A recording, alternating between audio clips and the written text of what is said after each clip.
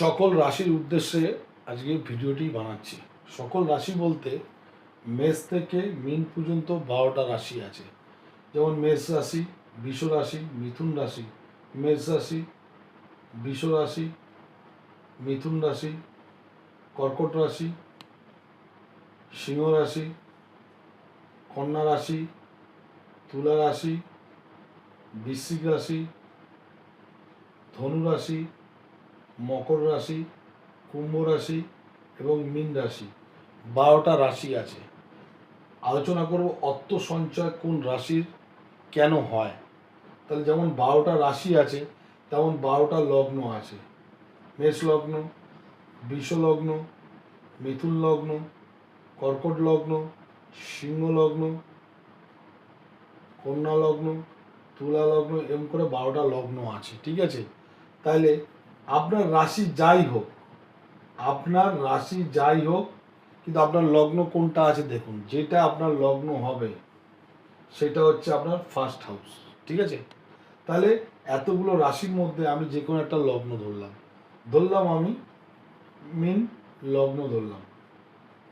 ঠিক আছে, মীন লগ্ন ধরলাম। তাহলে 2 নম্বর হাউস থেকে আসে হচ্ছে যেটা লগ্ন হবে, লগ্ন হচ্ছে 1 নম্বর হাউস।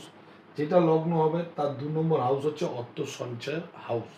আপনি কত টাকা জমাচ্ছেন, স্থাবর অস্থাবর সম্পত্তি কত আছে, ব্যাংক ব্যালেন্স কত আছে, লিকুইড মানি কত আছে, সমস্ত এই ঘর থেকে আপনি জমাতে পারবেন। যদি এই ঘরের মালিক, যেটা রাশির মধ্যে যেটা আপনার 12টা লগ্ন হবে, যেই লগ্নের দ্বিতীয় ঘরের মালিক যদি আপনার 6, 8 আর 12 এই 3টে ঘরের মধ্যে থাকে, তাহলে দ্বিতীয় ঘরের মালিক যদি এটা লগ্ন হয় 1, 2, 3, 4, 5, 6, 7, 8 আর 12, এই ঘরের মধ্যে যদি দ্বিতীয় ঘরের মালিক যে কোনো একটি ঘরে যদি অবস্থান করে তাহলে আপনার অর্থ সঞ্চয় হবে না। এক।